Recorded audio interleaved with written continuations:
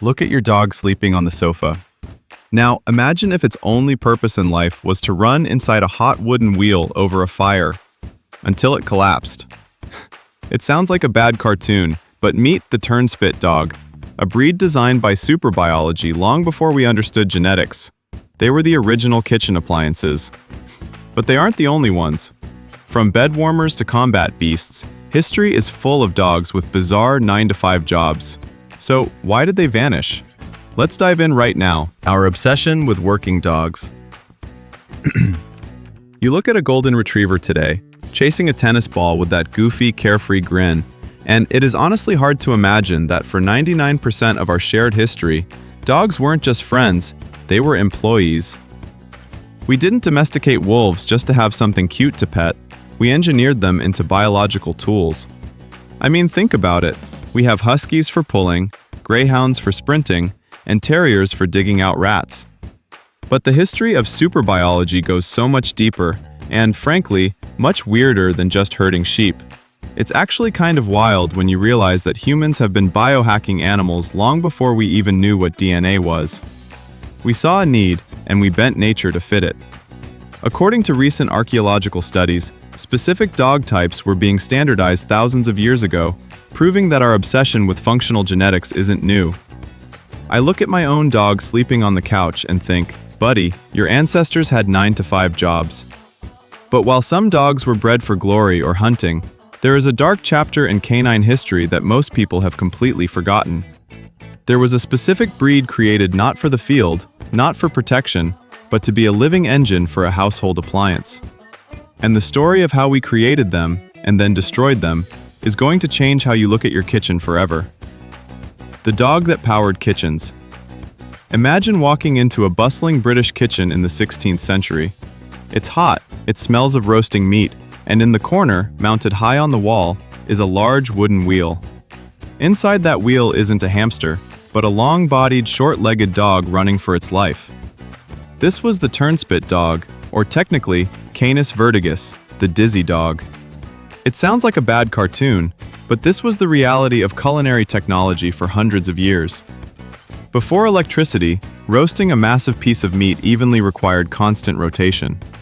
You could have a young boy turn the handle for hours, blistering his hands, or you could automate it with biology. These dogs were literally bred to run in a wheel, which was connected by a system of pulleys to the spit roasting the meat over the fire. Historical records from Dr. John Caius in 1576 describe these dogs as long-backed and crooked-legged, specifically designed to fit inside these cramped wooden engines. Honestly, it makes me a bit uncomfortable to think about. We usually associate dogs with freedom and open fields, not industrial machinery. But for the Tudors and Georgians, this wasn't cruelty, it was efficiency. They viewed these dogs the same way we view a blender or a microwave.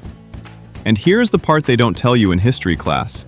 The working conditions were so grueling that households often had 2 dogs. They would work in shifts, one ran while the other rested, which is actually where the phrase, "every dog has his day," might have originated. But they didn't just run, they were genetically engineered machines designed for a specific torture. Anatomy of a wheel runner. Let's get technical about the superbiology of this animal, because the turnspit wasn't just a random mutt shoved into a box. Evolution usually takes thousands of years, but when humans get involved, we speedrun the process. The turnspit was engineered with a very specific, utilitarian anatomy. They needed to be small enough to fit in the wheel, but heavy enough to generate torque to turn a 30-pound roast. So what did we do? We bred them to have long, tubular bodies and disproportionately short, strong legs. Imagine a corgi on steroids, but with the stamina of a marathon runner. It is a prime example of form following function, but in the most dystopian way possible. Linnaeus, the father of taxonomy, even classified them as a distinct group, noting their unique ability to endure heat and repetition. I find it fascinating, yet deeply sad, that we could mold a creature's bone structure just to ensure our Sunday dinner was cooked evenly. They had to be tough, too. If a dog stopped running or slowed down, the cook would often throw a hot coal into the wheel to get them moving again. Yeah, it was brutal. This wasn't a pet, It was a piece of kitchen hardware that needed fuel and maintenance. But the Turnspit wasn't an anomaly. It was just one entry in a long list of extinct breeds that we designed for bizarre, specific purposes, only to discard them when we were done. Other breeds with bizarre jobs. If you think the Turnspit had it rough, wait until you hear about the other specialized workers we've erased from existence. The Turnspit is just the tip of the iceberg in the extinct breeds catalog. For instance, have you ever heard of the Techichi? This was a mute, small dog kept by the Toltecs and Aztecs. While we often think of dogs as guardians, the Techichi served a dual purpose. They were spiritual guides for the afterlife, but more practically, they were often used as living bed warmers, and yes, occasionally as a food source. It's a stark reminder that the man's best friend label is a relatively modern luxury. Then there was the St. John's water dog, the ancestor of our modern Labradors.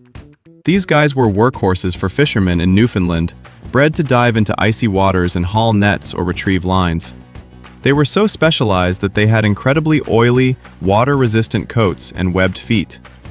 It's incredible to see how specific the genetic tooling became.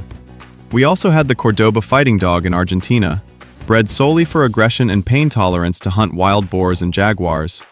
A breed so aggressive they would often fight each other rather than mate, leading to their own extinction. I think it shows a strange side of human nature.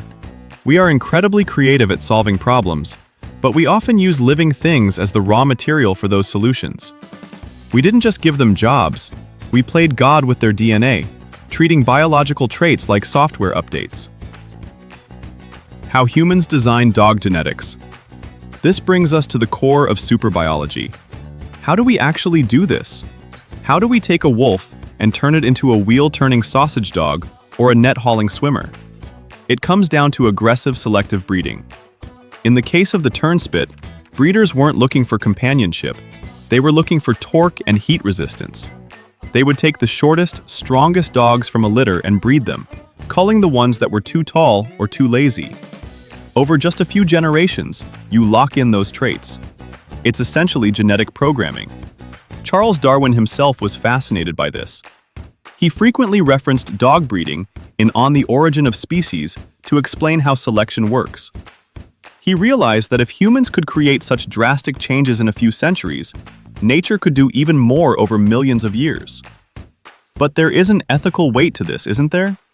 When we design a creature for a single mechanical task, we often strip away its ability to be a dog. The Turnspit was reportedly a sullen, unhappy breed, likely because its entire existence was confined to a hot, smoky box. It's a powerful lesson in unintended consequences. We created a biological solution that worked perfectly, right up until the moment it didn't. And that brings us to the most tragic part of the story. What happens when the machine gets an upgrade? When innovation kills a species.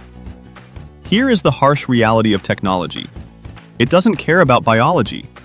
The Turnspit dog didn't go extinct because it failed. It went extinct because we invented something cheaper. In the 19th century, clockwork jacks and eventually steam power began to replace the animal-powered wheels. Suddenly, you didn't need to feed and house a dog to roast your meat. You just wound up a spring. Almost overnight, the Turnspit dog went from an essential household item to a symbol of poverty. If you still used a dog, it meant you couldn't afford a clockwork jack. Nobody wanted them as pets. They were considered ugly, working-class mongrels with bad temperaments. So, people stopped breeding them. They let them die out. It is chilling how quickly we can discard a species once it loses its economic value. By the late 1800s, they were effectively gone. Today, there is only one stuffed Turnspit dog left in existence, a little guy named Whiskey, preserved in the Abergavenny Museum in Wales. He is the last evidence of a centuries-old partnership. It's a somber reminder that in the face of industrial progress, biological utility is fragile. We engineered them into existence, and when we were done, we let them vanish into history.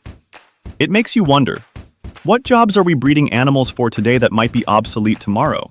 It really makes you wonder, if technology replaced them, are our modern dogs safe from being outdated? If this slice of history blew your mind, smash that like button for Dr.DogPedia. Which extinct breed should we dig up next? Let me know in the comments below. See ya!